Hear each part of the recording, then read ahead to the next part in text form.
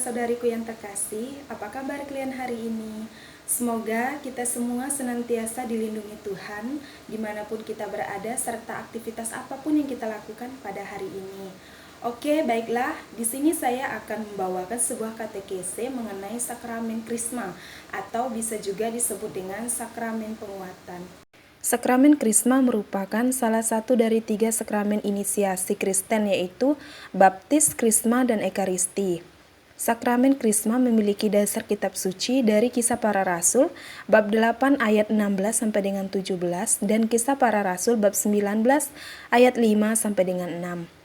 Di dalam sakramen Krisma, kita menerima kepenuhan Roh Kudus sehingga kita dapat secara penuh dan aktif berkarya dalam gereja.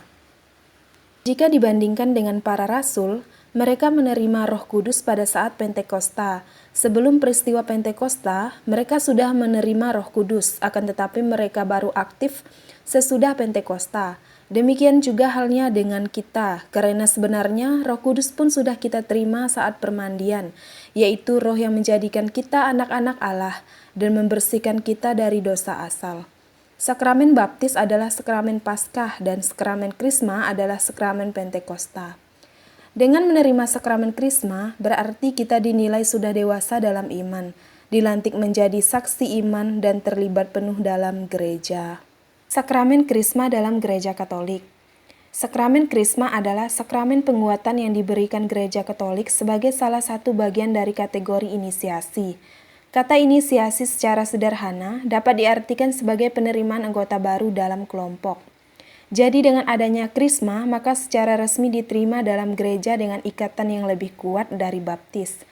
Penerimaan sakramen krisma ini menjadi pelengkap sakramen baptis atau penyempurnaan inisiasi dalam iman Katolik. Sakramen krisma diberikan kepada orang-orang yang pada usia remaja atau sudah beranjak dewasa. Rahmat sakramen krisma atau penguatan menjadikan kita sungguh anak Allah, menyatukan kita agar lebih teguh dengan Kristus, menambah karunia Roh Kudus ke dalam diri kita, mengikat dengan gereja lebih sempurna, dan menganugerahkan kepada kita kekuatan Roh Kudus. Adapun makna dari sakramen krisma itu sendiri, yang pertama, sakramen pendewasaan dalam hal rohani sehingga mampu lebih bertanggung jawab dengan iman Katolik karena anugerah roh yang diberikan saat krisma.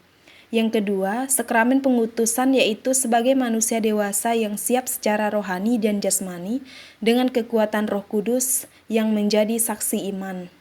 Kemudian tujuan sakramen krisma bagi iman Katolik yaitu lebih dewasa dalam iman, semakin setia mengikuti Yesus Kristus, dikuatkan sebagai saksi Yesus, semakin bertanggung jawab dalam melayani. Sakramen krisma atau penguatan menurut Bapak Gereja yang pertama yaitu menurut Tertullianus mengatakan bahwa pengurapan minyak diberikan setelah pembaptisan.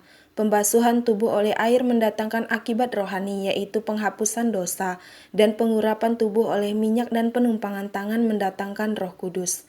Kemudian yang kedua yaitu menurut Santo Theophilus dari Antioquia mengatakan bahwa kita disebut sebagai orang-orang Kristen sebab kita diurapi oleh minyak Tuhan.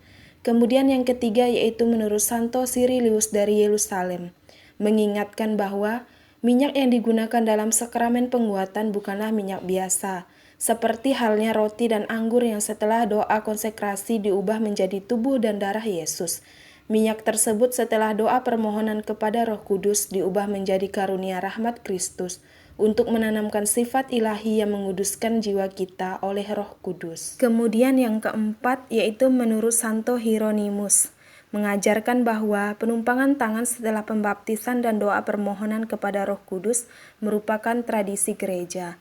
Bukti Alkitabiah dari tradisi ini dapat dilihat dalam Kisah Para Rasul. Namun seandainya hal ini tidak didasari oleh kitab suci sekalipun, tradisi ini sudah berakar di seluruh dunia, sehingga memiliki kekuatan sebagai perintah, karena banyak peraturan gereja yang bersumber pada tradisi suci setelah memperoleh kuasa sebagai hukum yang tertulis. Selanjutnya yaitu materi dan forma sakramen krisma. Yang pertama yaitu materi, pengurapan dengan minyak krisma di dahi yang dilakukan dengan peletakan tangan uskup atau imam yang diberikan kuasa oleh uskup. Minyak krisma adalah campuran minyak zaitun dan balsam yang diberkati oleh uskup. sedangkan formanya yaitu pernyataan dari pelayanan sakramen yang berbunyi, "Semoga dimeteraikan oleh karunia Roh Kudus." Dengan pengurapan di dahi dengan minyak krisma yang berbentuk salib, artinya bahwa penerima penguatan harus selalu siap mengakui imannya akan Kristus, Juru Selamat kita yang disalibkan secara terbuka, dan penerima penguatan harus siap melaksanakan ajaran imannya tanpa ada rasa takut. Ritus pokok sakramen krisma yaitu pengurapan dengan minyak krisma suci atau minyak yang dicampurkan dengan balsam dan diberkati oleh uskup, yang dilaksanakan dengan penumpangan tangan petugas gereja atau uskup atau wakilnya, yang mengucapkan kata-kata sakramental dari ritus tersebut. Di gereja barat, pengurapan ini diberikan di dahi orang yang sudah dibaptis dengan kata-kata, "Semoga engkau dimeteraikan dengan karunia Roh Kudus." Sedangkan di gereja-gereja timur dari ritus Byzantine, pengurapan ini diberikan juga pada bagian badan yang lain dengan kata-kata, "Materai karunia Roh Kudus." Kemudian buah sakramen penguatan yaitu pencurahan Roh Kudus secara khusus seperti pada hari Pentakosta. Pencurahan ini memberikan materai yang tak terhapuskan dan menumbuh kembangkan rahmat sakramen pembaptisan. Sakramen ini membuat si penerima masuk lebih dalam menjadi putra-putri ilahi dan mempererat hubungannya dengan Kristus dan gereja dan memperkuat anugerah Roh Kudus di dalam jiwanya.